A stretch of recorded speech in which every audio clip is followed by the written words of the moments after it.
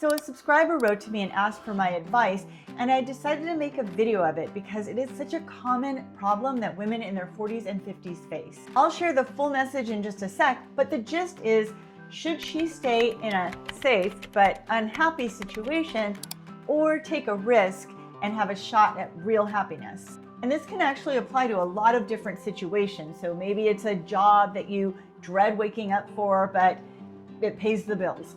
Or it's a relationship that has gone sour, but you're terrified to leave. I have direct experience with both of those. My career was destroying my mental health, but I stayed because it felt familiar. And my relationship was broken, but I stayed because I already invested 9 years. But here's what I learned the hard way. The more I avoided the decision, the more my life stayed the same, even though I knew I wanted more. So I'm gonna walk you through an exercise that I did to help me make my decision. It's really just 5 questions that I asked myself. And spoiler alert, if you didn't already know, I left both of those toxic situations and I couldn't be happier with my choice. And at the end, I will share a personal experience that I had that was kind of similar to my subscribers. So let's get straight into the subscriber's question. I am paraphrasing it just a little, but I think I captured the essence of it. Hi Tess, my mom is 58 and took early retirement after 30 years as a librarian. Instead of feeling relieved, she feels lost and unhappy. She's been offered a part-time job managing a small bookstore 2 hours away, which she loves the idea of, but it would mean leaving her friends and familiar surroundings.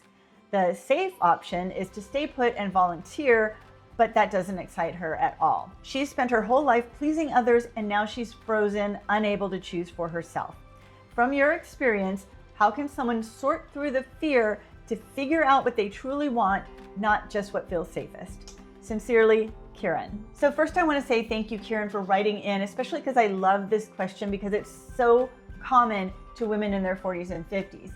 And to Kieran's mom, I want to tell you, if you're watching, you are not alone. I love this question because so many women our age want to make a big life change, but they're either too scared or they don't know where to start. And usually this just boils down to fear. So the exercise I did when I was facing my dilemma was super helpful and it's very well worth your time. It's just 5 questions to ask yourself to get clarity on your fears and help you make a decision. And this exercise is for anyone. I adapted this from Tim Ferriss's fear setting exercise, which he talked about in his best-selling book, The 4-Hour Workweek. I'll link that below if you want to check it out. I really suggest that you write these down and take some time to work through them. Something about the process of writing it down helps to process it in your brain instead of just having them float around in your head. And it makes it more concrete. So grab a pen and paper, maybe a cup of tea and a snack, and I'll wait here. Okay, we ready? So the first question to ask yourself is, what is the worst that can happen? This is not meant to scare you. This is to help you define your fears so you really understand what it is you're scared of. And sometimes when you write these down, they seem less scary. But stick with me because this is the scariest question. The other ones are a lot less scary. So in this case, maybe it's that she hates the job. She hates the town. Maybe she regrets the move. Maybe she sold her house. Maybe she misses her old friends, misses her old town, and feels really lonely. Now, these are just examples. I don't know what they really are. Maybe there's something similar, but you really need to make them true to you, whatever your situation is. And this is where most people stop. They think about what the worst is that can happen, but they don't continue. And the rest of it is so important. So this next one actually helps you think about your fear from a different angle. So the next question you want to ask yourself is, how can you prevent the worst from happening? Whoa, do we ever think about that? No, we always just think about the worst.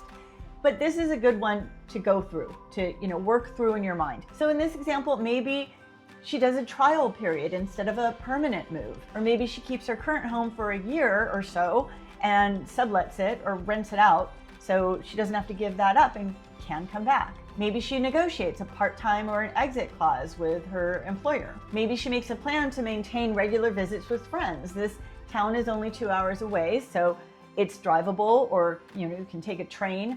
And this is actually something that I did too. So a little over 10 years ago, I got laid off from my job in a different city that was about 2 hours away from where I am now. And I made the decision to move here where I am because this is where my parents live. They are aging and they were starting to need some help. I was afraid to leave my friends because I had built a community there, but 10 years later, I'm still close with those people. I visit them a few times a year. They come to visit me. It's not that far. We all stay in touch via text. We have group texts and whatnot. So I still feel really close to them. Now, the next one is something that most people don't even consider, but you have to make this part of your decision process. So the next question is, if the worst happens, what can you do about it? How can you repair the damage? So in this case, could she move back? Sure, that is a possibility. Could she get another job? Can do that too. And then ask, how long would recovery actually take? So probably weeks or months, but not forever. So that is focusing on the worst. Now the next section, and I beg of you, do not skip these. These are crucial. But before we get into that, I want to ask the viewers out there, we would love for you to share your opinion. What would you advise to Kieran's mom in this situation? So we can all benefit from our shared connective knowledge. So I would love to hear your opinion. I'm sure she would too. So leave it in the comments below. So question number 4 is, what is the best that can happen? Really get into detail here. What is the upside that you might be underestimating? Maybe it's a renewed sense of purpose from getting to do something that you love doing every day. Maybe you meet new people. Maybe you make new relationships. Maybe you gain confidence from finally choosing yourself, because it sounds like she hasn't really chosen herself in a very long time, and there is confidence that comes from that. Maybe it's feeling alive again and getting a new experience of living in a brand new town. Or maybe it's just proving that you can change, that you can do it. Again, these have to be true to you. So don't, if you resonate with what I'm saying, that's great, but you need to really do it for yourself and tap into your own feelings. And then the last one, before we get into my personal experience, I want you to think about very carefully. It might be the most important one on this list. The 5th question is, what is the cost of inaction, of doing nothing? And we forget about this part a lot, but doing nothing is a choice, and it also has consequences. And for anyone else watching, what is the thing that you've been thinking about forever but have avoided taking action on? What is the cost of your inaction there? So in this situation, it's probably that she stays unhappy. Because she's unhappy now, if nothing changes, that probably won't change either. And I will say that depression has its own set of consequences. So when you're depressed, you often feel reduced energy, poor sleep, sometimes physical pain. Depression is not fun, let me tell you. I know firsthand. And then maybe she feels regret or resentment that she didn't make that choice. Maybe 5 years down the road, she'll say, why didn't I take that opportunity when it was presented to me? I really wish I had done that. And then it could be diminishing confidence because you didn't choose yourself. That one kind of stings. Living with regrets sucks. There's just no other way to say it. In my regrets of the dying video that I shared a few weeks ago, one of the biggest regrets of the dying was, I wish I had let myself be happier. Happiness is a choice. It is not a reward that you earn from suffering enough, but it is a choice that you have to make. It doesn't just suddenly befall you. Now, I want to share something that I learned when I moved away from a place that I had lived my whole life. And listen, I'm not here to tell you what to do. I don't know the exact circumstance. That's really not for me to say. But hearing this might help put some things into perspective. So when I was married, I moved to New York with my husband because he wanted to.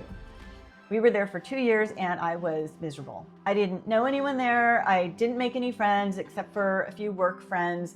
I didn't like the weather. It just wasn't for me. And I wound up moving back. But here's the thing. I don't regret it. I had that experience. I lived in New York City. I know what that's like. I saw some incredible Broadway shows. I ate some great food. I traveled to places on the East Coast like Boston and Maine and Connecticut. And I saw the leaves turn beautiful colors in the fall. But here's the part that matters, because this isn't about New York. Even though I wasn't happy there, I'm still glad I did it, because I know now. I don't have to wonder what it's like. I didn't lose myself by making that choice. I gained confidence from it, and it made me a more well-rounded person. Sometimes the point is not that the choice works out perfectly. Sometimes the point is that you gave yourself the chance to find out. It could be a move, a career choice, a relationship, or really just saying yes to something you know you really want. I have learned in life that people usually regret the things they didn't do, not the things they actually did. Be sure to leave your advice for Kieran's mom down in the comment section below. I'm sure she would love to hear what you have to say. And also share this with a friend who you think might benefit from it. And if you haven't already watched my Regrets to the Dying video, you can watch it right here next. It'll really make you think hard about your life and your choices. And this one is for Kieran's mom and really anyone who might be afraid to choose what they really want. You're a bad mama jamma. I'll see you in the next video. Subscribe.